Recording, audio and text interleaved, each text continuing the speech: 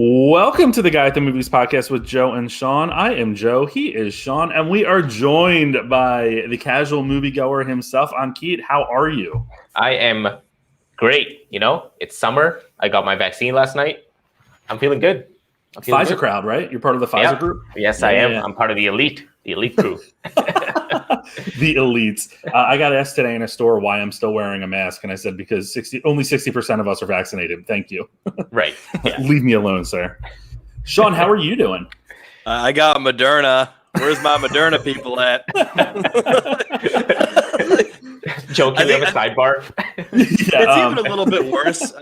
Because I think the first one was Moderna and the second one was Pfizer. So I'm feeling really funny. Did that happen? Please tell everyone that you're kidding. Yes. Okay. Notable people out there. Yeah. Is that why you're blinking one eyelid at a time? Well, yeah, the Pfizer eyelid and the Moderna eyelid. Just going great. And the Johnson & Johnson one's just out there like... just like sticking my tongue out every so often. It's that SNL skit, I'm telling you. The one with like, I'm Dory or whatever. Oh, I'm only allowed upstairs. Yeah. That one, exactly. All right, so we are going to jump into what we've been watching and, of course, have some news to talk about. A lot of business news this week in terms of what's happening behind the scenes at some of the studios, which is fascinating to me. But then also some casting and a lot of casting. And we're going to talk about Knives Out again. For those of you who don't pay attention or live under a rock, there has been a plethora of casting news. I asked Sean earlier if we're just going to continue discussing casting news until like this movie comes out, because I feel like that's how it's going to be. But hey, whatever. Good for them. Netflix and Rian Johnson really pulling this through the ringer and giving themselves a lot of airtime. So we'll probably have to wait for it when it comes to the release date. Leslie Odom Jr. joke. Well done. Yeah. That's what I do when I get a joke. It's just blank faces. Speaking of musicals, did you see the Dear Evan Hansen trailer today? Either of you see that? The what? So Dear Evan Hansen's a Broadway show that's a pretty big hit down here. Okay. And it's about a boy that's struggling with his mental health, and he's writing notes to himself per his therapist's orders or suggestions. Mm-hmm. And he meets another boy who also is struggling. And the boy steals one of his notes, and then the boy commits suicide. And the mother of the boy finds it. Amy Adams, in her future Oscar-winning role, finds it and thinks that her son had written it to Evan Hansen, and he kind of plays along to like make the family feel good. And it's just all about mental health. It looks fascinating and it looks phenomenal. I can't wait. Yeah, Ben Platt kind of has the "how do you do, fellow kids" sort of situation though, because he's a bit old. How do you do, fellow kid? He originated that role too. He did, so I'll give him credit. But it's just right now. It's like, oh, buddy, give it a teen. I'll tell you, I remember when I was interning in DC, which, oh my God, was over a decade ago. I think that's when they were starting to workshop it down there, and he was attached. And so it's been quite a while. But yeah, totally with you. How do you do, kid? Yeah. Is this another like Hamilton type scenario where it's like a stage play which they're broadcasting, or no? No, it's like a live action. Live action. Julianne Moore was cast in it. Amy Adams is cast in it. It's a pretty solid cast. It looks like a lot of supporting actors that you would know if you saw them. But I'm also terrible with names, so that's no surprise that I can't name them right now. But then In the Heights comes out in a couple weeks too, and that's another. That's just going to tell you it might be movie of the year. All right, let's jump into a movie that was not movie of the year. This is Final Account. It is a documentary that talks to and literally talks to surviving members of the Third Reich, Hitler's Third Reich. And it's a good documentary in terms of the information that's presented. I think it's poorly done in that it's really just the interviews that are presented. Not much through line there. And a lot of the interviewers or interviewees are saying the same thing about regret and how they didn't know what was going on and pieces like that until you get to one guy who's like, I think he had the right idea. And, if they would have just shipped all the Jews over out of the country, that would have saved us a lot of grief. And obviously that part of the movie, which is the last 15 minutes, you're like, okay, well, this sucks. And I hate everything. Right. But it just takes a while to get there. And it's not, I don't know. It didn't really do too much. It didn't give me new information. And I appreciate the project. Apparently he was doing this for over a decade, tracking down the interviewees, but I don't know. Are you a big documentary guy on Keep? No, I'm not. Okay. I know that's a blunt answer, but the thing is, like, if I watch a documentary, I'm fully into it, and I feel great afterwards. So it's like I should be watching more documentaries, but I don't know. It's just like I can't get myself to just hit play on one. Octopus Teachers. That's like the last one I watched. The Octopus Teacher? Yeah, the Octopus That's Teacher. Sean's favorite movie of the year. Fucking Octopus Teacher, man. I swear to God, I hate that movie. Why? Why do you hate the movie?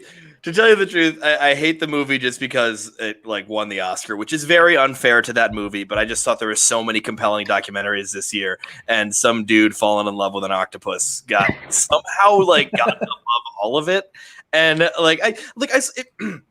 T Collective, one of which also is rather boring because it's literally a bunch of journalists covering hospital cleaning fluid. So it doesn't exactly a pulse pounding thriller, but it's just truly engaging. But it is actually engaging. It is just beautifully done. And then the Octopus Teacher, which it uses the right amount of the colors and stuff. I don't know.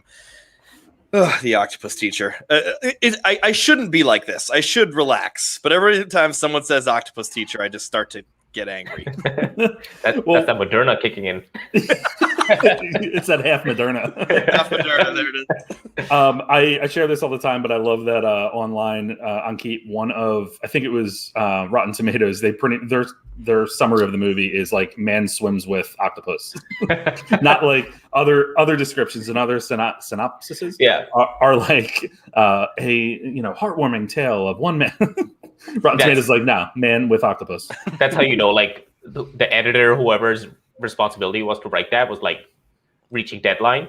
And they were okay, I got to put something down. Man, octopus. No one's ever going to watch this, okay? It's just some weird movie. Just put it at the back of Netflix. Oh, my God. What, it won?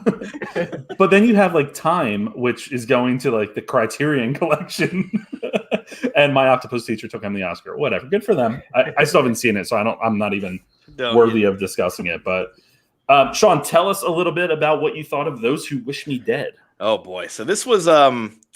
I'm a little bit pissed because I'm always told when I review a movie harshly, it's Sean, you got to lighten up a little bit more. You got to lighten up. So I decided to lighten up with Those Who Wish Me Dead, and I am getting dragged for it. Now, granted, did I overreach by giving it an A? Probably. I had such a fun time with this movie. It is an absolute blast. Now, does Angelina Jolie, who's playing a smoke jumper, wear a lacy bra at one point that is shown? Yes. And does her makeup never run even throughout the times where she's running through a forest fire? Yes. Also, are the villain's only motivation 13 seconds with Tyler Perry? Yes. However, in a bottle, I had such a fun time with this movie. And sure, there's flaws enough, but none that can really sink it. And I really enjoy... People are name name the main character's name. Name her name. I'm it's Angelina Jolie. I don't get we don't need to know the names of these people. You barely know the backgrounds of them, but you get a connection with some of these characters, and even the cold-blooded killers, you really almost enjoy watching them as well. We're dealing with Aidan Gillen from Game of Thrones and The Wire, ultimate hat trick now, and Nicholas Hoult, who is in many different things. And both of them are these calculated killers that are just really fascinating characters that are given absolutely nothing and kind of work with that in a very fun fashion. This movie, I'll do the typical thing. It's no Citizen Kane, or excuse me, it's no Paddington 2, but it's I had such an absolute blast with this. I think anyone could. And this is the thing I hate this description of a movie, but it knows what it is. And this was something I use that a lot. Every time you do it, his nails on a chalkboard, and I'm now I'm stuck with it. I got it now. So that is my review of that one, without a doubt. She smoke jumped exactly half of once. There wasn't even a smoke jump in it. Well, she stopped doing it after a family burst into flames. Like, no, it was her fault somehow. I was like, oh God. What have I done? But was Medina Senghor as Allison, John Bernthal's fiance or girlfriend, was she not the should have been lead? She was phenomenal in that movie. Someone said that, and I was like, "Oh, that's amazing!" And that was the great moment where, like, you know, she's like 12 months pregnant, and she gets on a horse and like just rides it. I'm just like, "Oh my God!" But it is the biggest shame because like both Sam and I were watching the movie on the couch, and the moment we see John Bernthal there, and then he just like has a pregnant wife, we both go, "Whoop, he's dead." Like the McBain live forever. It's like, nope, not a shot. I'm usually better about asking this, but on Keith, did you see this movie yet? No. It's okay. I know of it. I could have seen it, but I haven't. So that just tells you that you can say whatever you want. I'm not gonna feel like it's a spoiler. That's why he's not like enraged right now. What I'm saying. About this. It's a pretty run-of-the-mill action movie, which, to be fair, I don't think we get much of anymore. Like, it's usually either high octane and high publicity, or you know, it's a bad movie. And this is kind of just solid from beginning to end. It didn't really do too much for me in a lot of ways. People are like, "Oh, don't you want her back as Tomb Raider?" I'm like, no. She is like 50-something years old. Right. Doesn't do too much in this movie, except for run. Yeah. But I don't know. And the Underground Railroad. Okay, yeah, I wanted to work this in. I've seen other movies this week, but I needed to work this one in because this is a limited series from Barry Jenkins on Amazon right now. And wow. I mean, there's going to be people that like this. There's going to be people that won't like this, but I can guarantee without a doubt you won't see anything like this. First of all, it's Barry Jenkins. You know this is beautiful. It's a sort of a fictionalized story. I mean, at the end of the first episode, a literal train picks them up for the Underground Railroad. So already you're like, okay, so this is not actually going to be historically accurate. And interesting. Oh, I didn't know that. Yeah, and so it's like one of these things where each like a few episodes are its own arc. And I watched the last episode like at 11 p.m. last night, and then I wasn't able to sleep until about 3 a.m. And it was just something where it's just like shook me to my core. These are all a group of like black actors that I've never seen before. And like, you know, either shamefully never seen, or he is really going for obscurity. And there's a moment where two of them are debating in a really like fancy like debate, and the entire debate is shown, and it is long, and it is like extremely well written, beautifully acted. This is some of like the most the finest acting I've ever seen. We got in here. The only famous person I've seen is Joel Edgerton, who, I mean, he pops up in everything now, like in these small roles. It's unbelievable because in this role he plays a slave catcher, and so obviously villain. And this is the only part where the like show could lose you, where it's just like, oh boy, they're giving him a backstory, they're giving him dimensions. Let's not do that. Let's make him a monster. He still sort of sells it as, I am a complete monster. There is nothing good about me, but there is still a humanity to me. And that's the trickiest line I've ever seen balanced. Now, I'm really hyped about this. I might be just like Those Who Wish Me Dead, overstepping a little bit. But I mean, if people are a little bit worried about seeing this or not, I just really strongly recommend it. Jenkins was given the keys to the car. Amazon, like who we're going to probably talk about in a little bit. I'm not sure, but Amazon, just gave him, and they said, go play. Usually that means sometimes disaster. Not with this. Jenkins is just absolutely nailing this whole thing. I have one episode left. So if it ends up like ending in a snow globe like St. Elsewhere, then I'll walk this back. But like right now, this is just, it's good. It's really good. Dude, you sold that. Yeah. I was not interested in watching that, but after that spiel, oh yeah, that sounds good. That sounds awesome. I love a bunch of unknowns. Absolutely love that. It's just, yeah. And, you know, I mean, don't get me wrong. It's a tough sit. And this is like something that is an argument a lot. It's like, do we need to watch another slavery movie or a slavery show? Do we need to watch suffering for Black people again? And there's a lot of Black writers that have written think pieces on this. Barry Jenkins has a great review on Fresh Air where he just said, I felt like I needed to tell this story through this perspective. It is difficult to see this stuff, but oh man, I'm just getting chills again. I gotta stop. I mean, I love the fact that Barry Jenkins is telling it, and that they didn't give it to like some white director out there to try to retell and make money off of. So, It's a great. It sounds like a great project. It is. That actually gives me hope for the Lion King sequel. Then, well, no, like seriously, I don't mean that joke, but because when I heard he was like cast as a director, I was like really confused. But if he can pitch something a bit more magical and probably leaning more towards the fantastical like world of animation, that could actually be really, really interesting. He's got the legacy so far. I mean, not necessarily a legacy, but he has the the resume, I should say, to really put something great together. He takes any topic and really can make something great out of it. So, and I should just mention his partner, Nicholas Patel, professional partner. Sorry, Nicholas Patel, who does the score of this. The score of this is amazing. The score of If Beale Street Could Talk is just like absolutely a warm blanket on a cold night. And then also Nicholas Patel wrote the theme for Succession, which, I mean, okay, so Nobel Prize given. Right. It's on repeat on my Spotify. That's a good one to have on repeat. Okay, you've watched quite a bit, and there's two projects. One that we've heard a lot about, Mayor of Easttown, which I was supposed to get to last week, and I didn't. But then The Act as well, which I'm very interested to hear you talk about. But hit us with what you've been up to. Yeah. So so I'll start, I guess, with the Mayor of Easttown. It's good. It is really good. It's one of those things where it's like you can tell it's going to get really, really good. They're like building up to it right now, but it's a nice build.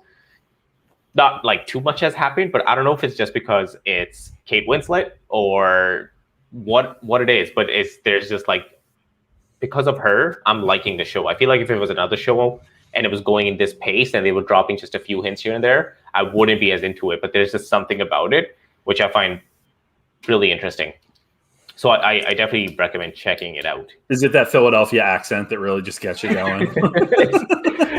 I didn't get that SNL skit when it came out. I was like, oh, I don't get this. And then I watched the last episode. I was like, oh, okay, I get it. Yep. Yeah, no, Mayor of Easttown is really good. And what's his name? Sorry, I swear. I don't know if that's allowed here or not. You're fucking allowed to. I forgot his name, but he Evan Peters? No. He played Roy in The Office. Oh yes, he plays Frank Sheeran in this. Yeah, right. He plays Kate Winslet's ex-husband, and like he's always been in the most obscure supporting roles in anything I've seen him. And this, he is opposite of Kate Winslet. He's doing a great job. He's holding his own, and it's just like going back to that talk about obscurity. You know, it's just like there's so many talented people who are just like pushed to the side, but the moment you give them that spotlight, they're just like killing it. So it's really interesting to see him. David Denman. Yeah. He was in Greenland last year, and he was also in Brightburn, that movie that came out. The weird one. Yeah, right. Yeah, because the last I saw him was 13 Hours: Secret Soldiers of Benghazi. Where Jim Halpert is in that movie, so it's kind of funny that they were in it together. Sorry, go ahead. I just wanted to comment again, just like the beautiful nature of Mayor of Easttown is that this is a whodunit. It's a murder mystery, and there's a few episodes left. I don't care who did it. Like I love these characters. I love this story. Like some people are just like, "Who do you think did it?" I was like, I don't even want to try to guess. I'm having fun watching these characters. I mean, having fun is a tough, but I'm enjoying watching these characters. So that there is something just beautiful about that. Yeah, exactly. Yeah. So Mayor of Easttown, and that The Act. So 110% recommend The Act. I watched something recently which was very similar to it. I watched that Run movie, the thriller, with directed by the same guy who did Searching. So that's why I watched this one, because there was that similarities. It's so much better. It's so much better than that movie. Not to compare the two, but amazing show. Patricia Arquette. Did she win the Emmy for that? I don't know. Yes, I think so. I think she was up for 2 Emmys that year, so they gave her something. Yeah, no, she absolutely deserves it. So did the main girl who plays Gypsy Rose. I don't think she won, or she didn't even get nominated, but she was fantastic. Yeah, and I was surprised that she did the kissing booth after that show. That was her big claim to fame afterwards. I feel so bad for her, because I feel like she's going to be kind of typecast in a way, or at least that's always going to be the reference, because she really embodied that role. And if you see real pictures of Gypsy Rose. She's just looks just like her. Right, It's right, crazy. yeah. I think if it was switched around, like she did the kissing booth first and kind of got that typecast and then broke it with the act, it would have been so much better for her career. But I think she went backwards in this case. But great show. Me and my girlfriend like binged it fairly quickly. It's one of those addicting shows that you're like, oh, I need to see next week. And when that was coming out in the States, they were doing it every week. It was coming out on Hulu, and I was like, God damn it, Hulu, just drop all of them. So I guess I don't know the format here. Should I keep going and talk about? Go for it. I'm really interested in what these next two are. Oh, have you not heard of them? Or I've not heard of them. No, Sean, I don't know if you've heard of either I Saw the Devil or Gangs of Wasseypur. I have. Oh wow! Wait a minute. Start talking about them because maybe they're a little familiar. All right, let's go. So I Saw the Devil. It's a bit older now. I think it's like a good couple of years. South Korean film.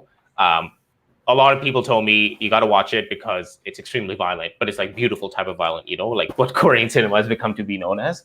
So I watched it. I really enjoyed it. The quality is there, but it's a little too violent, and not for the reasons you're thinking. Like it's not too violent because I'm like, oh my God, I can't handle this. It's too violent to a point where it's like I've become desensitized to it. Yeah. By the time I reached like the last final act of the film, people were getting stabbed, heads chopped off, everything is happening, and I was just like, okay, like what else you got? Like so, it kind of ruined the experience for me just because I kind of hit that wall, and then I was just kind of watching a movie of like this weird cat and mouse game, which just I don't know wasn't working for me. But like the front half is really really good, and then kind of the end it's just a little too much. I just saw something describing it as Seven meets Silence of the Lambs. Wow! Would you agree with that? I wouldn't. No, I wouldn't. I don't know. I feel like they're just taking like elements from it and dropping it in to tie it into famous movies. No, I wouldn't call it that. It was almost like a really brutal version of Tom and Jerry. Now I'm interested. Okay, now I'm watching this right now. Yeah, because the whole like premise is like this a serial killer. He murders this woman, and she happens to be the fiance of like a government agent type guy or like a detective. They're not like super clear on it.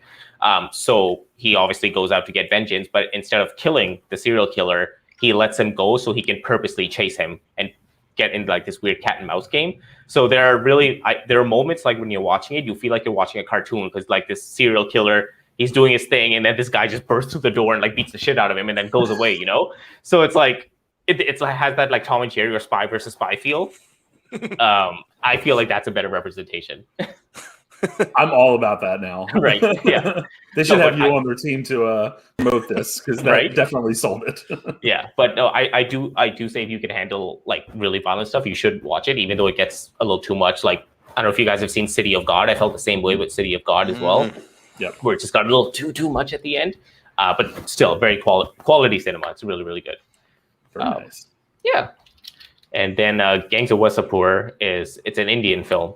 So that's the one thing as the Indian myself, everyone was like, if you haven't watched that film, that is like, you're losing your Indian card. That is like prime Indian cinema because it's almost like Game of Thrones meets The Godfather. I don't know if that's like amping it up too much, but it's like a really like Shakespearean type of film where it spans 3 generations about families going on a turf war. There's like crime and legacy and all that kind of stuff. It really is just a really long spanning crime drama, but for Indian cinema, it's really, really outstanding because, people have that mindset of Bollywood heading this one way, and this thing is completely separate from that. And Anirudh Kashyap, the director, he's kind of like becoming this big wave in Indian cinema as the guy who was bringing art house back to the industry. I think that's what I love about all these films that we're starting to see. I would say more from overseas. They're finally getting more attention, not nearly enough attention, but more attention in the States. I was thinking about this when you were talking about I Saw the Devil, because Korean film is definitely getting more attention thanks to Parasite and all of that. But that's just, again, one country. And there's great films around the world that I just wish we had more number one, I wish I had more time to explore in doing this, because I feel like given our market in the States or even in North America, we have to focus like mainly on, the films that were being offered. Right. But there's so much more to find out there, and so much more I would love to be able to check out. I need to make a point of doing that more. Yeah. Well, I feel like Netflix has helped a lot in terms of just exposing people to different languages. Like I feel like 10 years ago, if you told someone you were going to be spending your Friday nights binging a Spanish drama about like a drug cartel, they're going to be like, what are you talking about? But then like Narcos comes out and everyone watches it. So yeah, I really think that has helped a lot. One thing that Netflix needs to do, and this is like really important, is they automatically do dubbing instead of subtitles. And I don't know if I have a setting on that or something, but sometimes I'll be like halfway through a movie and I'll be like, this sound kind of funny. Oh man, it's dubbed. And so then I have to switch it back, because no dubs, all subs right in here. Like it's just because it never works. No, it doesn't. You lose that like emotion that was originally like meant for that character or that like story. Yeah. Every week we're getting a T-shirt from Sean now. I forget what last week's was, but I know there was one. Oh, no bits, pro Smiths. That's what it was. No bits, pro Smiths for Jimmy Smiths. Unbelievable. Well, let's talk about a movie that I know all three of us watched. It is one of the new releases from last week on Netflix. It was The Woman in the Window, long delayed, Amy Adams starring, book adaptation. Through a little bit of development hell where they had to, I think, go back for reshoots. And I still haven't read really what the reshoots were about. I meant to do that, or I watched it. I was surprisingly fine with this movie. I really enjoyed myself for what it was. I thought it was just a straightforward mystery. I know that I am a complete outlier. Someone commented on my review and was like, "Oh, do you think that it's going to like be up for all the awards?" And I was like, "Oh, no. It's absolutely not going to get any push for awards." Netflix didn't even promote that it was coming out. So let's be real. But I don't know. I thought Amy Adams was fine in it. I think she played the role really well. I think Gary Oldman was good. My one knock is that I don't think they all got enough airtime. I think it kind of like jumped around a lot. You even have Wyatt Russell in it, and that was surprising to see him. I didn't know that he was in it before I saw him, but God, he plays that mysterious role really well. Yeah, he's really good at playing a jerk. He's really good at that. Yeah. So I definitely enjoyed it. Sean, I know you had different thoughts. What were your views? It's so tricky with me because I love Joe Wright for being an over director, and I hate Joe Wright for being an over director. This guy is just like, let me just really put a lot into every shot. Like, oh, we got a flashback to a car accident. It's like, let's put it in the living room. I love that. I thought that was great. I think that the issue here, and it's weird that this is the issue for me, but it lies in the script. And I think it's, you saying your characters, the characters didn't get a lot of airtime. And that is true. Our red herrings weren't given enough red herrings, and then all of a sudden the reveal of the murderer happens, and we're all just like, what? And it just doesn't really like flow as much. There's not as much build-up or mystery to it. This script was written by Tracy Letts, who is an exceptional playwright, an amazing actor. He plays the therapist in this movie as well, and he plays in one of my favorite performances from him. He plays Ford the second in Ford versus Ferrari, which is just like spectacular. Oh yes, it's like it's so good. And I had some issues with this. I even say though, this movie got panned and got ripped to shreds, and I don't think it deserved that. I don't think it deserved that. I think this is a very interesting, intricate mystery that should have maybe structured that mystery a little bit better. And that was probably like my biggest issue with it. It is just, oh man, what was I just going to say? I totally stopped what I was going to say. But, you look at someone like Gary Oldman, who just starts like immediately screaming in her face at one point. And I'm just like, okay, buddy. I mean, I know you're Oldman here, so you're going 0 to 10, and I just don't think that would happen. I think it would be this sly move or something like that instead of like and everything there. I'd say the best performance went to someone who didn't get a lot as well, Brian Tyree Henry. Yep. Yeah, it is just someone like him where it's just like put him in the lead of something for the love of God.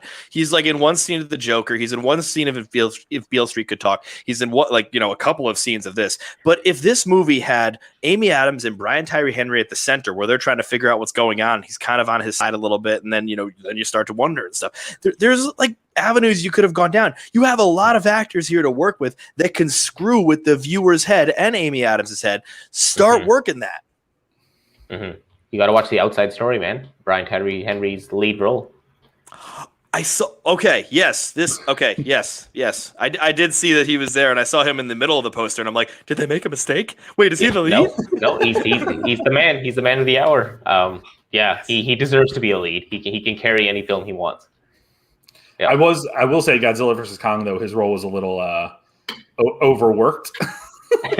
I was not totally sold on that, but I do think he's a fine actor, and I do agree he was really good in here. And I will say that Julianne Moore, I think, actually played her short role very perfectly.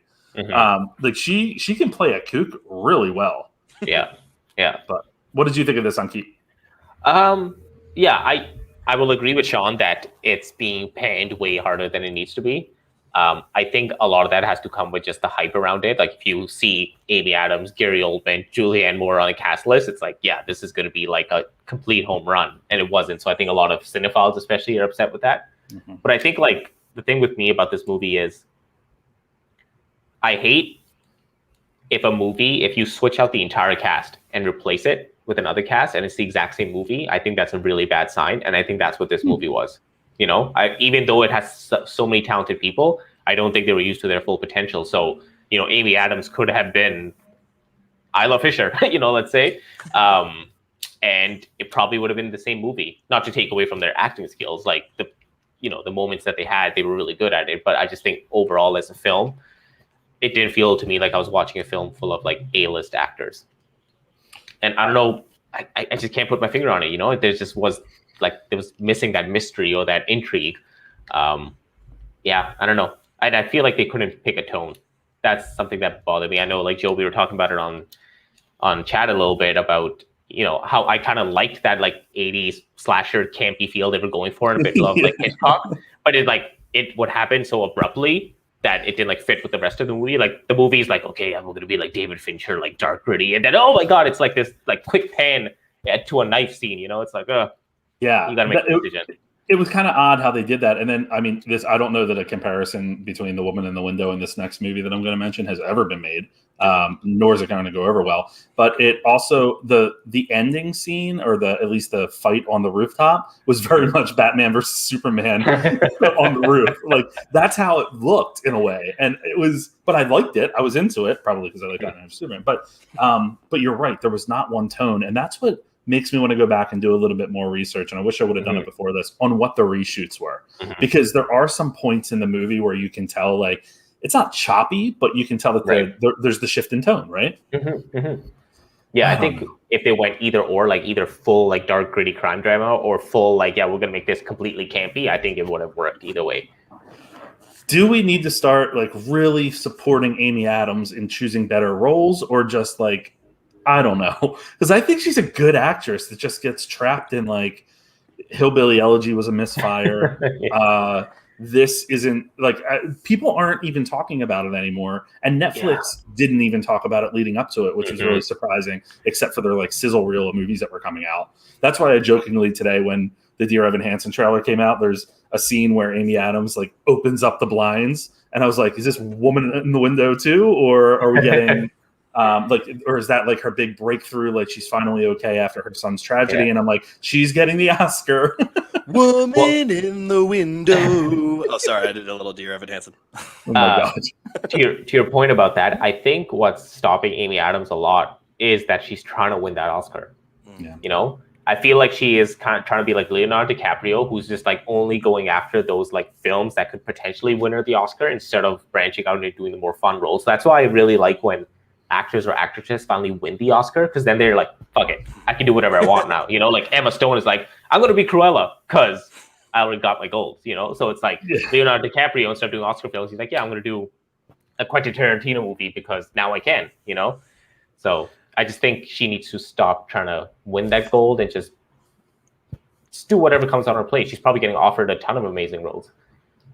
I'm going to push back on that just ever so slightly. It has to do with that. It has to do with the fact that she hasn't won an Oscar.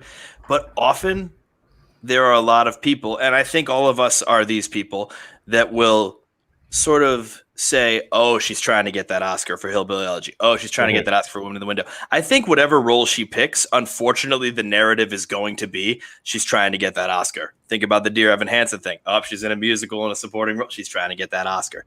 And I think that cloud follows you around no matter what you're trying to find. Think about DiCaprio, where pretty much, you know, his detriment was almost like that at sometimes. Like Wolf of Wall Street, he should have won the Oscar for, in my opinion. And he didn't. I think it was really because people were like, oh, he's trying to win the Oscar. And I think that happens. I mean, Glenn Close is facing that same problem. And you know what? Maybe that genuinely, maybe they are trying to win the Oscar by taking these roles, or maybe they just see something in these roles. What the hell? Amy Adams could have seen on live TV. She shook her ass on live TV. She wants that gold. One way or another. And completely phoned it in 4 Good Days, by the way. You are still having trouble with that one. I really was struggling with that. No, that's actually a really good point that you bring up. Like, yeah, we are putting that stigma on her. Because, like, if you look back, like, I feel like Arrival was probably her best chance to win. And that is one movie that wasn't traditional Oscar bait. And I don't think anyone was like, oh, yeah, she's going for the Oscar. But that is the one movie where people are like, that was the best chance. Yeah. And then people will just, like, you know, like with DiCaprio, they'll just, shit on him for The Revenant, which, I mean, Revenant's fine. He's good. Yes, of course, someone else should have, like, won the Oscar. But it just became something where it's like, oh, he's winning that career Oscar. And that became this very annoying narrative. So even when he won it, it was difficult. And, I mean, you know, you look at someone like Jennifer Lawrence, where, like, she, like, really tried to branch out, and that just became a nightmare. And she, like, decided to leave Hollywood for a couple of years, which, like, you know, she's coming back. Hopefully she can be okay. But that was sort of a nutty thing. But it's the Oscar narrative is so weird. I mean, let's look at Angelina Jolie. Think about her winning so young at 1999 for Best Supporting Actress in Girl Interrupted. And then her career just sort of, like, gets into action movie level. She sort of does whatever she wants. And now, like, she, like, kind of, like, sort of disappeared there. Granted, there's some tabloid stuff in there that you could talk about, and that's probably some of the reasons why that was going on. But Oscars get weird, I'm telling you. Like, and I do think you're right. It does look like, you know, she's going for the Oscar, and when you're going for it, it doesn't go well. I wonder if that's why she finally agreed to do Disenchanted, the Enchanted sequel. Because I feel like Disney's been after her for a while to do that, and maybe she's had a string of those serious dramas, and maybe it was time for her to be like, you know what, let's go back and just relax. Yeah, I feel like Michael Fassbender went through a lot of similar things like a couple of years ago, not purely for the Oscar stuff, but I feel like he was just hitting like stinker after stinker after stinker. Like, he was like, his clout really, really dropped, and I like that his like next big movie is going to be the Kung Fury sequel. I don't know if you guys heard about that or know about that, but no? Okay. Kung Fury was a short film on YouTube about a 80s cop who travels back in time and, like, meets with dinosaurs and Vikings and Nazis. So they're making a feature-length film version of that, and Michael Fassbender is going to be the role, like, completely out of his zone. But it's like that thing you need to do where it's like, I'm in a rut, so I'm going to do this weird 80s Nazi dinosaur movie, and it's going to work out great. You know? Oh, my God. That's amazing casting news. Oh, yeah. I love that. Yeah. I'm looking over some of Michael Fassbender's movies, and he did Steve Jobs, which didn't go over too great in terms of, like, how it was received by casual viewers. Assassin's Creed, The Light Between Oceans, which I have never heard of. The Snowman, I forgot about. Man, there were quite a bit. I mean, and he also, I think, it's tough for all the X-Men movies. Yeah, I was going to say, it's tough for actors that get stuck in. I feel like they get stuck in Marvel or DC or whatever it may be, and they have to chart their path elsewhere. Maybe that happened to him, but he also was in a lot of films like up through Marvel or through X-Men, which is kind of interesting. Kung Fury 2, the movie. There it is. I really do wonder with him. I think there was a lot of pressure on him because it was just because, like, look at James McAvoy. He's doing fine. He's just taking cool roles. He hasn't really gotten an Oscar nomination yet. He's like, taking the occasional role. But Fassbender, it was like, like he was just at this new level, and he did get that Oscar nomination for 12 Years a Slave. But then, like, it was almost like, where's your other ones? Get more for us. Mm-hmm. He was in Blood Creek, which was a very underrated movie in my opinion, back in 2008. It was a pretty fascinating movie about like an occult group that they end up getting trapped in, and Henry Cavill's in it, Michael Fassbender, Dominic Purcell. Blood Creek. I love cult stuff. Yeah, it was really interesting. It dates back to the Third Reich, like to bring it back to where we started the film conversation. But all right, let's move on because we do have some news I want to cover. But The Woman in the Window is streaming now on Netflix, so check that out if you're interested.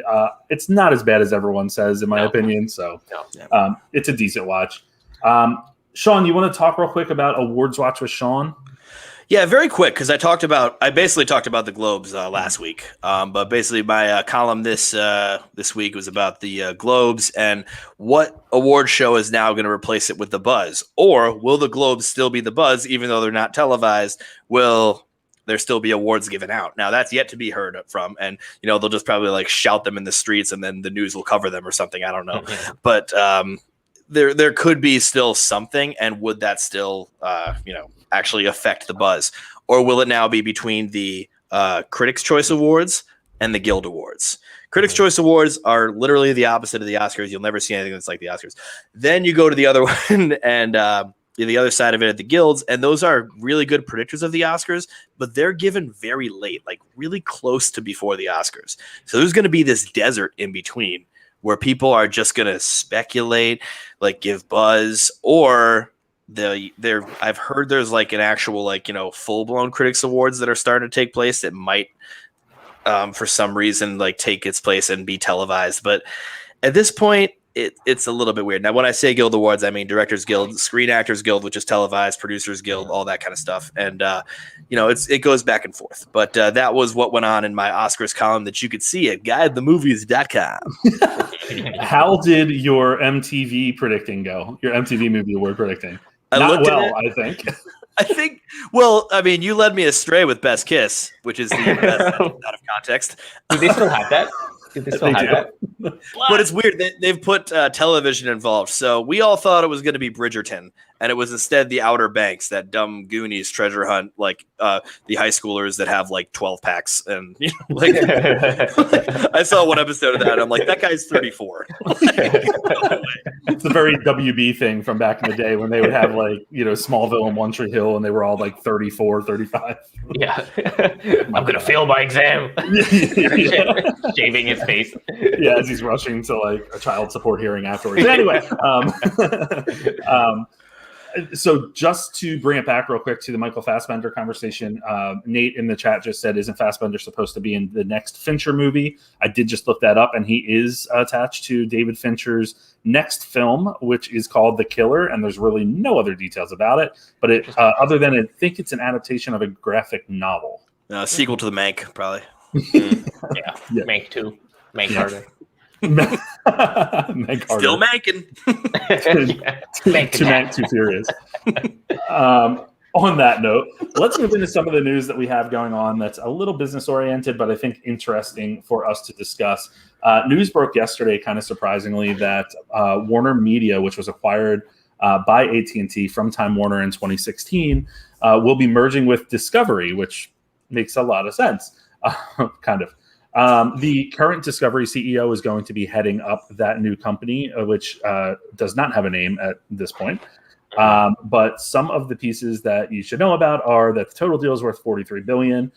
This is going to combine all of the brands that are coming up with, or that are part of Warner Media, with everything that's part of Discovery. And there's a ton of separate brands there. So this really is a big acquisition.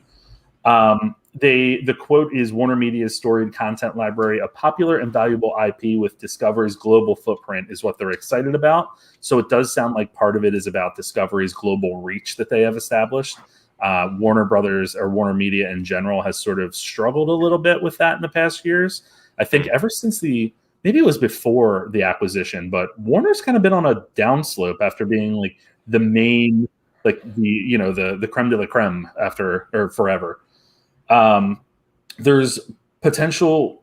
So there's rumors out there that potential focus is on rekindling relationships with talent that they've lost in the past, or that they've maybe set away in the past, or pushed away. And that right away, people were jumping to Zack Snyder online and the way that all happened. I think that's maybe a little bit separate. But thinking about Christopher Nolan and even the way that they released their streaming announcement this year, that they were going to put the film's day and date on HBO Max at the same time, pissing off all the talent. Another one that's kind of pissed off about this isn't Warner Media, but very similar things happened, was John Krasinski and Emily Blunt, because the amount of money that they are going to lose by Paramount putting A Quiet Place 2 on Paramount Plus, I think only 45 days after. So they're giving it a window. No way. I didn't know that. They're still going to lose. It's in the millions, like tens of millions potentially. So that goes back to, the conversations that are still happening around Dune's release at the end of this year, and really just the shock that sent when that announcement was made. Apparently there was no information given. Christopher Nolan was the one that was pissed off about that, like vocally or publicly, as he tends to be. So we're getting like a lot of craziness there. The other interesting piece is that HBO Max, the streaming service, has really kind of taken off. And really, I think, established itself as a worthy opponent to other streaming services. But Discovery Plus has also just launched. So, are they going to keep both of them separate? Are they going to do a bundle? Is there going to be a reorganization of that? Just seems like a lot going on over at Warner Media and Discovery. So, Ankit, what are your thoughts on this? Because it's a very weird, to me, merger. And it came out of nowhere, but it's not the only one we're going to talk about today. So it is a weird merger. And the thing that's like interested me the most about the whole news is how they've like positioned the announcement. It's a spinoff. It's not like someone bought somebody else. Yeah. It's a spinoff, and they're using all this like marketing terms. And I think they're just hiding the fact that I feel like AT&T is probably bleeding money ever since they bought out Warner Media, because I don't know. So to give you a bit of background, like the company I used to work at was actually bought out by Warner Media. So we had very close relationships, like just with that whole news that was happening. And when it was announced that like AT&T was buying Warner Media, in the media world, like there's a lot of question marks going up, because AT&T is a distributor and they're trying to get into the content game. And there was a lot of like back and forth between that. So I feel like it was a big like play. They were like, let's see if this would work, and it probably didn't work out for them. So now they're bleeding money, but they're still trying to like keep their like public image alive. So yeah, I just find it weird that Warner Media is going to own 70% of this partnership, but then the Discovery CEO is in the head chair. To me, that doesn't make sense. So I feel like there's a lot of background stuff that is not being talked about, and I think there's probably something worse happening on the Warner Media front, and Discovery is almost like helping them out of a hole. I do think that's really interesting background, especially given the pieces that I didn't dive into are all the stock exchanges and things that are happening there in terms of ownership. But Sean, we've talked a lot about the trouble, or I guess the frustrations with the ranks of those in charge at Warner Media and some of the decisions they've made, and especially with Warner Brothers. Seems like the guy, I can't remember his name right now, and I'll look it up while you're giving us your thoughts, but the lead or the head of HBO Max seems to be kind of like their new like go-to boy, who is, I think, who's making some waves and really popular in the company. But outside of that, I'm not really sure what they're doing or if there's confidence in the leadership at Warner Brothers. So I wonder if we're about to get a shakeup. I'm so remarkably out of my depth with this. It's like, who wants to talk about women in the window? No, I do wonder about this. All I know, and this is from my own perspective, but it just seems like at this point HBO Max is everything, and it's just they need to figure out how to garner that, and it is a great service, and it doesn't have a high user rating. I forget the number that was given, but it was shockingly low. And that could be, and do those numbers account for the people that just have HBO and therefore have HBO Max? I'm not exactly sure, but or through any sort of bundles through Hulu. I don't think those exist. But when it comes down to it, I think that it's just so tricky. I think what happened is all of this got mushed together, and we all remember the launch of HBO Max. It was like, akin to the Challenger. It was horrible, and it was just one of these things that just went so poorly. And it was thanks. Did you just say akin to the Challenger? Quite the comparison. Go ahead. Damn it. I thought I got through that one. But so I think leadership began to clash, and then decisions began to be made that just weren't in the best interest of what was the entire company and what even was the entire company. And it's just always tricky that, like, who knew a phone company was terrible at a streaming service? Like, it was just, or what didn't have art on their mind, like, or when they were making their decisions. The whole thing just sort of like felt like it's a little bit messy, and this is a pattern, a little bit of a course corrective. But Anki, like you just said, this is a spinoff. This isn't like a big news deal. This is like they're using those words, but this is something that is like relatively, I don't want to say normal, but on course. It is. Yeah. I will say what's interesting looking at the quote unquote stable of brands that Warner Media has, outside of Warner Brothers, HBO, and CNN, you're not really hearing much from Cartoon Network, the TV channels of Cinemax, TBS, TNT, Adult Swim, and then DC Comics is in there too, which has its own issues. But it just seems like maybe there's more that can be done with the full stable of properties that they have, under their umbrella. And Discovery is pretty successful on the other side of things with, Discovery, Food Network, HGTV, OWN, TLC, and Animal Planet. So I did ask you guys to do something really stupid. And it was, if there were going to be some crossovers between Discovery brands and Warner brands, what would you come up with? And I'll throw one out there to start. Mortal Kombat Chopped Edition. I don't know why I picked that one, but Anki, hit us with something dumb. I'm looking at. I don't know much of what Discovery has. I think is Bear Grylls part of Discovery. We'll just say yes. Naked. I think so. I don't know. Yeah, I feel like Naked there's and something Afraid. funny there with Naked and Afraid. Naked and Dark Side. I don't know. Oh my god. Yeah, I'm sorry. I could have come up with something puntastic for you. Sean, go for it. I have two. And be ready to edit them out of the final recording because they won't make us look good. One of them is there's this the Sister Wives show. And I combined that with Those Who Wish Me Dead, and I made it Those Who Give Me Head. And then with the other sorry.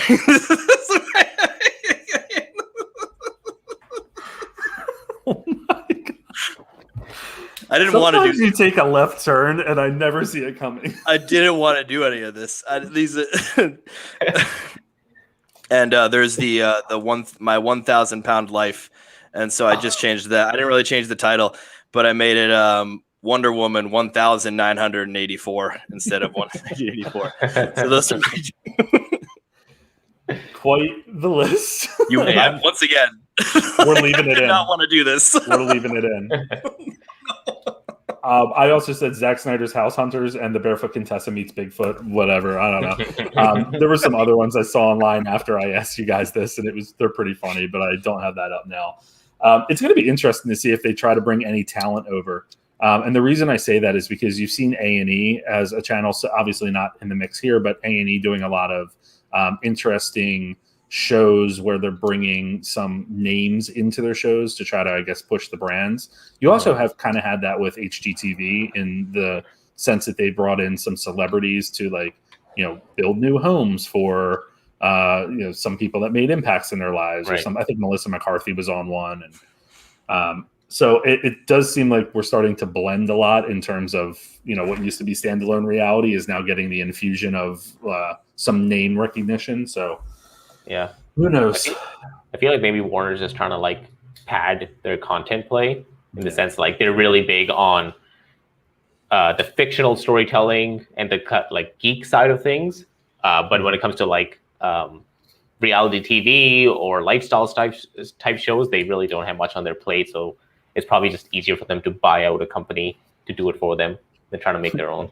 They could do like 90-day president of Warner Brothers. It seems like that all changes all the time. So to add on to this conversation, rumors broke today that, and this is just a day after Warner Media and Discovery made that announcement together, that Amazon's rumored to be nearing a deal to acquire MGM for upwards, I think it's between $9 and $10 billion.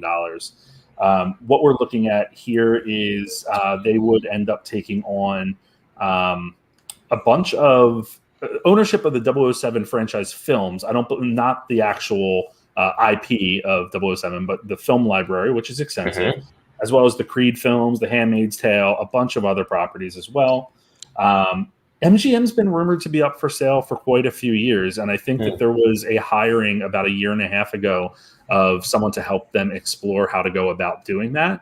It's just kind of interesting that Amazon's been doing it behind the scenes. I also feel like Amazon's been linked to a lot of rumors like this over the years, not necessarily with big studios, but last year at one point they were rumored to be looking at acquiring AMC theaters. Who knows? Amazon's always trying to do something. But Sean, what you seem to have some thoughts on this? I mean, I like this was. It's sort of like we're gonna have like two production companies at the end, like in the next, but in like 10 years. That's what I worry about. I do know that Amazon has a reverence for the theaters. Granted, they give their movies a window as well. And so, sometimes their movies go into theaters and then they end up streaming. And I think that'll be what happens in this case. Now, how they reorganize this, is it going to be, you said it's going to be certain not properties, but the films. Is it going to be like all MGM films? Is it going to be some MGM films? Like where does this go? I mean, $9 billion is quite a bit. So I feel like that's like a decent amount of Blu-rays. So I'm not sure. Once again, remarkably out of my depth here. Like this is my nightmare right now. Like it's just like, I don't know anything about business, but I don't know. For some reason, it just feels like there's going to be monopolies for movie studios. That gets scary. At the same time, I still sometimes sit in a theater or sit in a streamer, and then there's 18 different production companies. So I know that a lot of different production companies are making something, smaller production companies that have a bit of a voice. But will those larger production companies take hold? And it seems like that will be the case. As long as there's someone overseeing it that has a reverence for art, I'll be okay with this. Which continues to be a concern of mine, and I definitely think you're right. I mean, especially with Disney's acquisitions last year or 2 years ago. I mean, that sent a rumble through the reorganizing of the entertainment business or industry, I should say. But Ankit, what are your thoughts on Amazon and MGM? I mean, I'll be honest with you. Aside from James Bond and Creed, I can't name an MGM franchise worth a damn. I don't know if that sounds bad. Is Lord of the Rings MGM? No, they're already on Amazon, but they're Universal, aren't they? I don't know. Yeah, that's the thing. I was just looking up MGM franchises, and it shows The Hobbit, but I don't know. I don't really see the reasoning behind the purchase, if it is true, unless it's to purely just get a backlog of MGM content, just so they can have it on the Amazon platform. I really don't see why they would do it. But to Sean's point, I feel like Amazon, out of all the streaming services, is trying not to get too into the content game. Like they're not just pumping shit out every week. It looks like every time they do put something out, it has a bit of quality to it. So I think maybe they're trying to be more of that quality over quantity platform. So I don't know. I don't hate the idea, only because I have no emotional ties to MGM at all. The article that I'm reading that I just pulled up real quick references the Rocky movies and Legally Blonde. So that's what they're really pushing for their franchise films. The key is Legally Blonde. Yeah, Legally Blonde 3 is going to hold the key for Amazon's future success. The studio's extensive catalog was set at the time, and this was when Variety reported in December of last year that they were exploring a sale. The extensive catalog was set at the time to be a possible point of interest for companies looking to expand their streaming libraries. So it's exactly what you're saying, Anki, which doesn't give me much hope that it's going to be much in the area of production or like new films, but more so just trying to log those films that they have under their umbrella.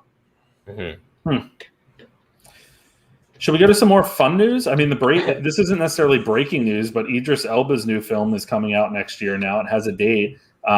He stars in a pulse-pounding new thriller about a father and his two teenage daughters who find themselves I can't even say this. Finds themselves hunted by a massive rogue lion intent on proving that the savannah has but one apex predator. It's an MGM movie,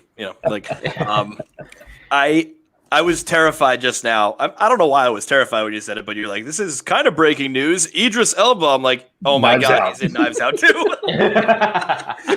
Every time I hear an actor's name, I thought Charles Grodin today was in Knives Out too. Actually, the lion from this movie is going to be in Knives Out too. Yeah. GM lion is in Knives Out. He's looking for work. Literally is in Knives Out too, but he's looking for work now. That the lion's looking for work now that MGM's up for sale. Replaced him with a book. Yeah. Speaking of Knives Out 2, of course, we have been reporting on all the crazy casting news, which has included in past weeks Dave Bautista, Edward Norton, Janelle Monáe. Now we have news that Kathryn Hahn is joining the cast, which love it. And then we also have news late in the day today that Leslie Odom Jr. of One Night in Miami, Hamilton, and Music has joined the cast. This is a stacked cast. I said this to you guys before we started, but how in the hell are they going to find anyone to star in Knives Out 3? Assuming that some of these people are going to die too, because that's what the movie is. But Kathryn Hahn, that's where I want to focus our conversation. Are we at the peak of sort of like her career here? Because she's been in stuff in the past and she's always been a standout to me, but she's just, I think WandaVision and that exposure just put her over in a lot of ways. Ankit, what do you think? Yeah, no, it definitely did. Because I've loved Kathryn Hahn ever since like she started out in even before Step Brothers. She was in Enchanted, wasn't she? She was in Enchanted. Yeah, like I remember like early on she was like such a supporting character, but like the few lines that she had, I was like, oh, this person is hilarious. And so I've been a fan of hers for a long time. So I personally am really happy to see that now she's finally getting that mainstream appeal. Because she's very talented, and I think her being in a whodunit, she can probably be so theatric. It's going to be incredible. She also was a big recurring cast member in Parks and Rec, and that's when I fell in love with her. Oh yeah, absolutely fell in love with her. Sean, Kathryn Hahn, where's she at? She hasn't peaked at all. She will be in the next like 5 years though, because this is her gigantic stepladder. I mean, I think the majority of people know who she is, but like the name doesn't exactly roll off the tongue for everybody yet. But I think that's going to be happening very shortly. It's going to be very important what her next project is going to be. I'll even go further back than Enchanted. And How to Lose a Guy in 10 Days is a movie that has a third act that is a crumpled up piece of paper, but oh my God, Kathryn Hahn is so funny in that when she plays the couples therapist, and just like there's this moment where she just shows up with the strange glasses and like just deadpans it, and it is perfectly like amazing with her. I will say with her though, there hasn't been a leading lady role for her, and that's why I don't think she's peaked yet. I texted Sam the news that Kathryn Hahn is in Knives Out 2, and with no emotion, she said she needs to be the lead in something. And I think that is what it needs to be. Now, she was on the HBO show Mrs. Fletcher, and me and 6 other people watched that and loved it. But it was, and she was amazing in that. But there needs to be something where she is like absolutely in the lead. I think that I was looking for that perfect casting in Knives Out before. I think Edward Norton is going to be great as like the rich douche. I think there's like, Janelle Monáe and Dave Bautista are going to be awesome as well in there. Leslie Odom Jr. finally, after One Night in Miami, has finally learned to stop acting like he's on a stage, and he actually can do an intimate performance. Kathryn Hahn is the best casting in this without a doubt. This is someone who, like you said, perfect for the whodunit, theatrical, goofy. She can be the character that's hated or the character that's loved. And that is the type of character that is completely necessary for a Knives Out movie. I mean, we saw several of them in that first one, and that is just exactly what you need. She walks that line and she'll cross that line. And that is, oh man, I'm now it's just like the hype is above everything. And like I said before, it's going to break under the hype, I think, which I'm worried about, but what a perfect good one. And knowing Ryan Johnson and him liking to like play into people's like ideas of things, he's probably going to like try to position her as the big bad after WandaVision. So everyone's like, oh yeah, she's the killer. And then she's going to end up being the killer just because he'll be like, screw it. I told you so. I'm totally into her being cast in this. I really do enjoy her. There's a funny interaction that she had with Lizzie Olsen on the MTV Movie Awards the other night, because WandaVision won like everything. And I think Best Battle was between them, and they did this whole funny like thing on stage about it. It was pretty funny. But at one point, I think it was they were talking to reporters, and Catherine Hahn just went on and on about how like lovely and delightful Lizzie Olsen is. I'm calling her Lizzie Olsen because that's what she was calling her, but Elizabeth Olsen. Talking about Lizzie Olsen, and Lizzie Olsen goes, she has to say that because she stole the show. And I was like, it's true though.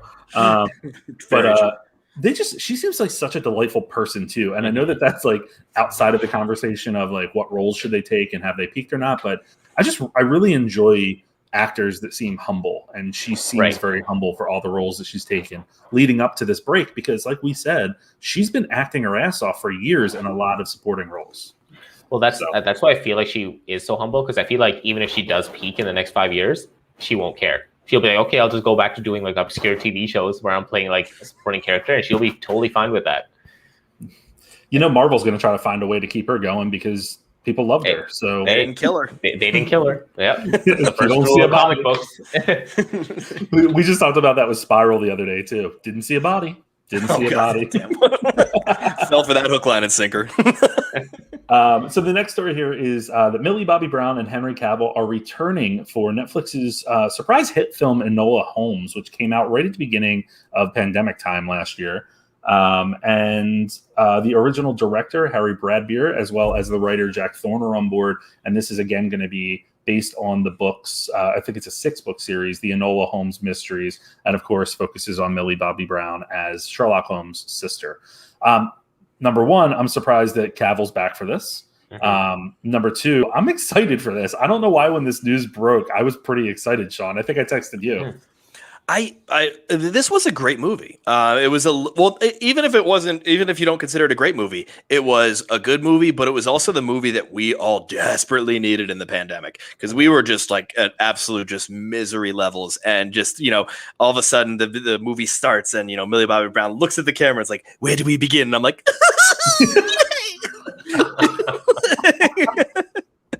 I will say, I remember when this came out, everyone was shitting on Henry Cavill's Sherlock Holmes. They were just like, oh, he's too large and beefy. And I'm like, but he's lovely in this. He's really good. And I really want the, I can't remember his name, the actor who played Minecraft, also to come back, because he was deliciously evil, and kind of like the two of them just sort of chilling and talking was some of the best stuff. Millie Bobby Brown was great as well. I will say, Sam Claflin. Thank you. Yes. I will say I don't remember a single event in this movie, and that might be to its detriment, but I remember loving the characters, and so I'll be watching the sequel happily. I'm right there with you. The other thing with Henry Cavill is he wasn't supposed to be the focus, and I think that he played that pretty well. You know, like people had issues with him not being like what Sherlock usually is.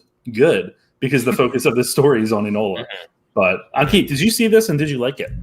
I did like Enola Holmes. Yeah, I thought it was, like you said, Sean, like what people needed back then. It was like nice, lighthearted, and just an easy watch. I actually really liked Cavill as Sherlock Holmes, because I feel like people have that idea of Sherlock Holmes right now as kind of like that fast-talking guy on the spectrum, almost like what Benedict Cumberbatch did and like Robert Downey Jr. So I think that's what people's minds go to. So I don't know. I kind of liked this like perfect version of a guy who is smart and hunky and he's beef and jacked up. Like I'm like, yeah, that's kind of a cool version of Sherlock. So either Henry Cavill is getting a shit ton of money to play another supporting character, which obviously, why would you not do it? Like it's easy money, or he's gonna have a way bigger role in the next movie. Oh, It's probably a good bet that he will have a bigger role. He's probably also getting the money. Let's be real. Either way, I'm looking forward to it. Netflix is always looking for the series, right? They always want to be able to make some franchise or capitalize on some franchise. And I do think at the time when this came out, I think I made the comment, like, this seems like a franchise for them they could continue, especially when they are adapting a series of books. I mean, the stories are there. It's just a matter of getting the viewers and then adapting them. So I'm on board with this. I also again, I feel like so many conversations tonight I've leaned into like my love for DC. I love Henry Cavill as Superman, but I love him as an actor as well. And it was nice seeing him in something where he wasn't the big brute. So, well, it was interesting when you said like you announced this news because you texted me and I sort of had this reaction of I thought this was already happening. Like I guess I just assumed it when the first one ended. I just said like, oh, this is a series of books. They sort of end it not on a cliffhanger, but on a like let's do another one. And then just, that was my Millie Bobby Brown, which was like, I think the bad guy in Simpsons. Was it Burns? Burns? That did sound like a bit like Burns. Where do we begin? Where do we begin? Oh, but I don't know where we began, but we can move on to the next story. I'll tell you where we're going. Netflix has partnered with a production company in Japan to develop a feature-length animated film based on Ultraman. Ultraman is a very popular Japanese superhero that dates back to the 60s, at least in terms of TV and film. And the co-directors of this film will be Shannon Tyndall, and I couldn't find anything that this individual had done, but John Aoshima, who has redeveloped DuckTales for Disney, which is delightful. I have absolutely no idea what Ultraman is. And when this was announced, I saw James Gunn was posting about it because apparently, of course, that nerd loves he loves this stuff. Anki, do you know anything about Ultraman? I feel like I have what's that syndrome called? Like the Sinbad syndrome? Do you know what I'm talking about? The Mandela effect? Oh yes. I feel like I grew up watching an Ultraman anime, but if I look it up, it doesn't exist. So I feel like I know who Ultraman is, but it's not real. I tried watching the Netflix like anime show. I'm just not a huge fan of CG anime. So I just didn't watch past the first episode. So I don't know, the fact that they're making a movie, like it's cool, whatever. But I'm just not a fan of that CG art. Ultraman looks like one of the villains from like 1990s Power Rangers. Yeah. And I can't get past that. That's why I feel like maybe the Mandela effect is just me thinking back to an old Power Rangers episode. But I was like, I know I watched it. Oh geez. Sean, Ultraman. Let's go back to the business talk. Let's see. I know nothing about this, unfortunately. I will say that I love the idea of the fact that I know nothing about this, and I'm going to learn something with something that's being brought to this side. Also being made by people that know the source material very well and are going to not Americanize it too much. Like I know it's still it's going to get Americanized a little bit, but it will like be somewhere near to the source material, and so it'll introduce me and a bunch of other people that have never heard of this to this material. And so the only real contribution I could give is that I like that that will at least be happening. Is that I'll be knowing about things other than just all of the American stuff that I already know about. Mm-hmm. I think it would get more Americanized if it wasn't an animated film. I think animation is going to allow them to stick closer to the roots, so to speak, in terms of the story. Because I feel like you can get away with more when it comes to animation in terms of not having to go straight Americanized. But I don't know. This did nothing for me. When they announced it, there were people online that were like, I love Ultraman. I was like, who's she? But crazy. I don't know. Let's jump over to the next story, which is the screenwriter, Kevin Williamson. He's the man behind, of course, the iconic Scream franchise. He's written a thriller that's set during the early days of the pandemic lockdown. And I feel like we already got Songbird, which was, in my opinion, a horrendous movie. But now we're going to start getting a lot of these. And the untitled film is in the works at Miramax, which is another production company that I completely forgot existed. And the actor Gideon Adlon, who was from The Craft Legacy last year, actually a pretty decent adaptation of The Craft or continuation, is set to play a college student who heads to her family's lake house to quarantine with her best friend, only they're not alone. John Hyams, ironically, whose film Alone is probably what you know, is going to direct. Sean, pandemic films, yay or nay? When a new project is introduced, I always just say, "Hey, it could be good, so let's just be open minded about it. It could be good." Fuck this film, like truly, like. And I know this from I haven't seen Songbird, but I did see Lockdown, and that was just dreadful. And it could have been dreadful without the pandemic stuff, but the flashes to like people in line to the pandemic, and like this, remember, like they had to remember your mask and stuff like that, and then the masks were occasionally used, but then they were ripped off during dramatic scenes where they talk close to each other, and I was like, that's not how it works, buddy. And it's just one of those situations where you can't make this good. Did you see Host though? Okay, Host is an exception. Host is an exception. Host is one of my best films of the year. Okay, never mind that one. But I think that's because that one, this is gonna sound like a weird thing, but the pandemic wasn't a character. That was in the background. Like there was a moment where, in Host, one of them runs outside. She quickly tosses on a mask, but they don't look to the camera and say, "I'm putting on my mask because it's 2020. Where's my toilet paper? Skibbity, skibbity, skibbity." And then does 3 backflips away. It's like, no, they just quickly addressed it, and they quickly talked about certain parts of it. And I think that oh god, now I want to watch Host again. That was so good. Host was really good. It's a quick watch. It's 50 minutes.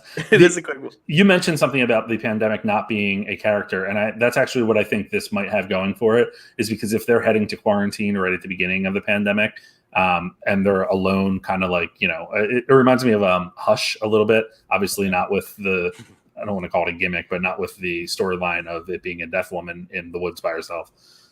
But you have the pandemic in the background, not playing quite the large role, unless there's people trying to break in and they're all supposed to be diseased or something. I don't know. But Ankit, what do you think we're going to start getting a lot of films around the pandemic, or do you think Hollywood will make the decision to sort of move past, not highlight it and move past it? I think if they do decide to make more movies around the pandemic, it's going to be a very bad decision, because I just don't think people are going to have the appetite for it a year from now. I think Host worked because it came out right in the thick of it, so I think it was a really good movie, but I think just because of the environment that people were in, it amplified it so much more. Maybe that's why I actually haven't seen Songbird or that other one. So maybe people were just a bit sick of pandemic stuff, or maybe that's why they didn't like it as much. Maybe the movies were just shit. I don't know. But Songbird was shit. It was shit. Yeah, I just don't think people are gonna have the appetite for it. Imagine you've been stuck inside for a year and a half. Things finally open up, and then next year someone's like, "Hey, remember that time where everyone was just super depressed? Let's turn that into a movie." Everyone's gonna be like, "No, that's just not something I want to see right now." I feel like it's akin to releasing a Christmas movie in the middle of July. It's why would you do that? It's a seasonal thing. I think it's also akin to releasing a World War II movie in 1950. Yep. I think there needs to be time, and maybe down the road there'll be some interesting stories to tell with people that didn't live in it. Yes. We don't want to see this shit. We're still living it. Someone said Steven Spielberg is going to win an Oscar for a pandemic movie that he's going to direct in 2050. Yes, that makes him bionic, but Jaws pandemic. The only reason I have any interest in this is because I do like Kevin Williamson. He also did a show with Kevin Bacon that was on TV years ago on Fox called, oh God, I can't remember. The Following. That's exactly what it's called. Which I really enjoyed the first season. The second season kind of fell apart a little bit, and it didn't really continue on well. But he does have a good way about building suspense and building an intricate thriller, especially in TV. That was great. So the films I've been happy with. So who knows?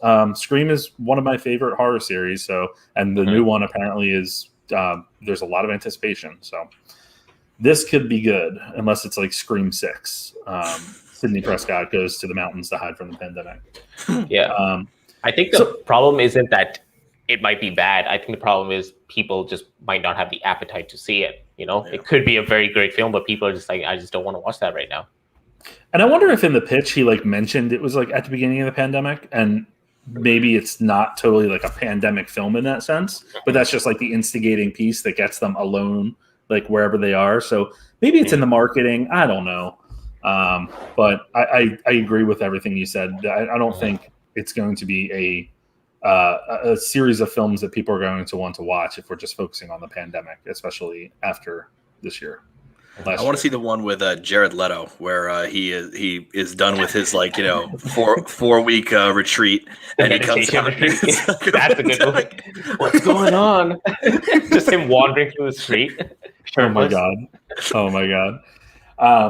So the last story here, I just kind of threw this on because it was when I tell you that this story blew up on my website, it blew up, and I have no idea why.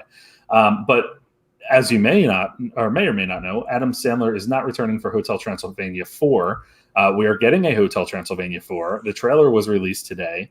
And the only news that I could find around why he wasn't, or the only narrative I could find about why he wasn't returning, is that he had a lot of creative conflicts with the woman who is now in charge of the entire property, which is just fascinating to me. I don't know why, and this is going to sound really derogatory towards the animated work, and I don't mean it that way at all. But, for a voice actor to have creative conflicts with an animated property like this, he was a producer on it and things like that. It's making a killing. The Hotel Transylvania films made a killing. Obviously, they're making a fourth one, which they're saying is the last one, which will not stick. They've made shorts of it. I think there was a TV series in the works at some point, or maybe I'm making that up, but I do think that there was. And I don't know. It's just a very weird story to see this blow up. Is there a big appetite for Hotel Transylvania, Sean? Yes. Not by me, but there is a following. There is a militant group of Hotel Transylvanians that they are really into these movies, and it's not just kids. There's following with adults. It's kind of like the How to Train Your Dragon thing. I'm not talking about quality here, but all of a sudden you're just like, oh, wow, a lot of people like How to Train Your Dragon. I didn't really watch any of those, but there's a ton of people that just absolutely love those movies. And I think the same thing happened. It started a little bit small, and then, the sequel came in and it grew, spread through parents. And then, I'm talking about a pandemic now, apparently, but it just really got interesting very fast. And all three of them have this trilogy love to them. I've never seen them, so I can't speak for their quality or their interest. But I will say I do understand. Well, I don't understand Sandler, but I sort of understand the creative differences thing, because this guy has been in charge of pretty much every movie he's been in since 1994. So pretty much the fact that someone else maybe said something that he didn't like, he's like, okay, I could just leave. And so he just left. And I won't say Adam Sandler is a wonderful comedian, an amazing actor as well, an amazing comic actor. I think they could find someone else to do this the entire time. I think there's they clearly have. There we go. You Put it out there. Start a hashtag. I didn't really care for I think I watched the first one. I didn't really care for it. I didn't watch any of the others, but I mean, animated properties are just, catnip for young kids, and Hotel Transylvania, I think, plays on that a lot. This one's all about some stone or whatever that's transforming people into monsters into people. So of course, they can play with that a lot, and it brings in a lot of characters from Universal's horror backlog that they can play with and kind of introduce to young kids in a way. But Anki, have you seen any of these? Nope. I've never seen one. I don't even know what they're about. I didn't even know Adam Sandler was in it. Yeah, he's the main voice. Selena Gomez, I think, is the daughter, and she's now executive producing this, so she's really stepping up in Hotel Transylvania world. But man, this story blew up when I posted it. I was so shocked. The other one that I'm probably going to post later and will probably blow up is, guys, Taylor Lautner found the job. So what? He's going to be in a new movie. What? It's with Kevin. It's with Kevin James. It's a football. Okay. Okay. That makes sense. You had us like worried for a second. Okay, never mind. I like that they're like, this is going to be your big comeback. It's going to be a Netflix movie with Kevin James. Probably like, shit. They're the only ones calling. Is this the one where Kevin James plays Sean Payton? Is he playing Sean Payton? And it's inspired by the life of NFL head coach Sean Payton. Ooh. And Tate Blum from For All Mankind, which it's been recommended to us a lot. Wasn't Taylor Lautner a football player? Was he? Probably. I remember back when Twilight was big, he came on Jay Leno, I think, and he tossed around a football. So I was like, why is he doing this? They couldn't talk to the guy. I'm going to throw this ball. I'm on Variety's website, and so they have this story. 8 months ago, Taylor Lautner buys striking Agora Hills mansion. 4 years ago was the film review with him. 5 years ago, he was in Scream Queens. 6 years ago, some telecast thing. But that's pretty much the last that we've heard of him. What happened to him? He was not on top of the world. Well, yeah, but he's a remarkably bad actor. It's like not even like a good way. Like, that hasn't stopped a lot of people from getting big, though. That's a very good point. Some people could just like get by though. Like he can't. They wanted to recast him after Twilight 1, and he like went to work with like I think some I don't know. So, well, I know definitely a trainer because they didn't think that he could look the part of what Jacob was supposed to look like in that movie. And he showed up, and that's when everyone like started swooning over him. And abs distract from acting, as I always say. That's why I work out so much. Anyway, let's talk about top new releases this week coming out. Army of the Dead hits Netflix on Friday. I Carry You With Me in theaters. New Order theaters. Riders of Justice on demand, and Seance, which I'm actually really pumped for. It's a new horror movie that looks kind of fun in theaters and on demand. Is Army of the Dead releasing on Friday up there too? I think so. I hope so. Yeah. I released my review for it, but I'll hold my talking about it. No, you can. Feel free. I don't think you're going to spoil anything. It's a fun movie. I think you have a lot of fun. I have some like technical issues with it, but it's a lot of fun. That's all I'm expecting. Yeah. Honestly, like I know there's going to be those crop of people who are going to hate it just because it's Zack Snyder. There's going to be those crop of people who love it just because it's Zack Snyder. But I'm honestly just going in to see a movie about a heist during a zombie invasion. Sounds cool to me. We forgot about the movie Dream Horse. It's coming out in theaters where Tony Collette and an Irish town buy a racehorse. It's being promoted. Yeah, it's being promoted by Bleecker Street. And we have to promote Bleecker Street as much as we can. Because is it called Bleecker Street, the production company? Yep. Yeah. Okay, good. We have to promote Bleecker Street as much as we can because they bought Mass, and Mass is going to win all the Oscars next year. So, what did they buy? Oh my Mass. There's a movie called Mass it premiered at Sundance. And so good. Just like MASS. MASS. Jason Isaacs. Oh my gosh, who was Martha Plimpton? Yes, that's the one. Dowd. Yep. And this guy I don't know. Shoot, I should know. He was kind of outacted in this a little bit, but yeah. It's a movie. It's very tough on Keith. It's a movie about like two couples who their kids were involved in something together, and you don't really know what it is, but they're coming together to talk about it, and it is just like, that sounds tough. I like Jason Isaacs, so he's so good. Yeah, Martha Plimpton though is phenomenal in this. It's a really interesting movie, but we were just talking a couple weeks ago that it hadn't been picked up yet, and we both really enjoyed it when we watched it, and Bleecker Street picked it up. So I'm like, yes, new favorite company. Nice. Oh, I'm excited for that. Yeah, you guys have seen Death of Stalin, right? Was that Bleecker Street too? No, it's just Jason Isaacs, and he is fantastic in it. No, still though, Death of Stalin rules, and Jason Isaacs might be the best part. Yeah, he's a good actor. Coming up real quick, Marvel Phase 2 trivia is next Thursday with Guide to Movies and the Chump Cast. Future trivias after that will be Phase 3 Marvel, The Fast Saga, and then Schitt's Creek, which I can't wait for.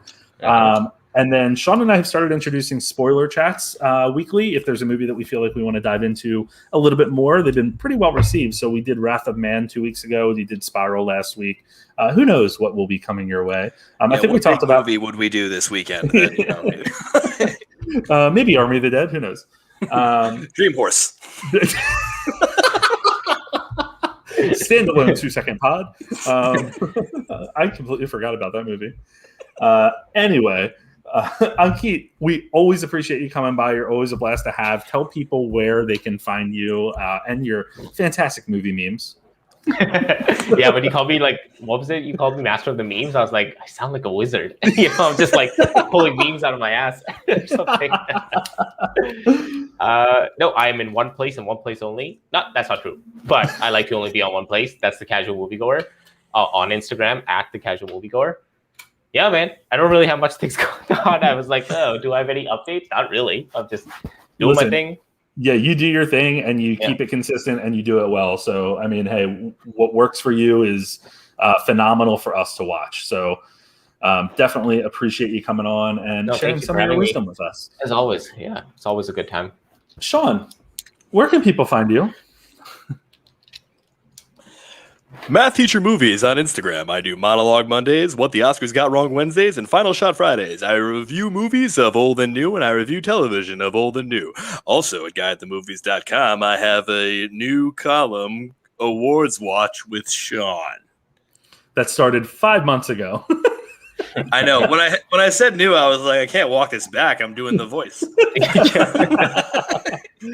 And you can find me at Guy at the Movies on Instagram, Guy at the Movies 1 on Twitter, and guyatthemovies.com. Guyatthemovies.com has a lot of fun stuff going on, especially with Marvel's MODOK recaps coming up from 2 new contributors. So definitely check that out. It's a lot of fun. As well as some reviews for some of the bigger movies of the summer coming up in the next couple of weeks. So I say this every week now, but we are finally back to, I think, a full theatrical schedule and some great releases coming up. So it's very exciting. Lucky. Well, not up there. Nope. Theaters are still closed. Yeah. Oh man. It's so dumb. It's so dumb. It sucks. Honestly. The few times they were open during the pandemic and I went, it was I have never felt safer than when I was in the theater. I agree with that. Know? Yep. Yeah. Totally agree with that. Oh man. Well, hopefully that is rounding a corner up there. I did last week about the improvements in terms of how the vaccines are being distributed in Canada. And, it took us a while to get there. And once we did, we just had to kick a guy out and, throw his entire Krug family away. Yeah. It's weird being good at stuff. It is very commendable. It is very commendable. You guys, you tightened it up. It was a tight ship. I'm saying like you guys are involved. You guys did a great job of getting those vaccines out. We thank you for that recognition, and I ask you to take over the Guide to Movies podcast when the Civil War begins, because there's still a lot of fun people down here. It's still not great here.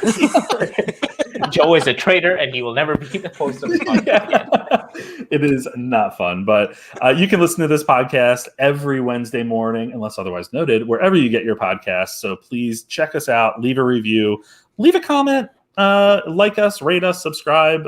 What's the saying that you hate, Sean? Smash that subscribe button. Smash that subscribe button. I just died a little inside. And we will see you next week.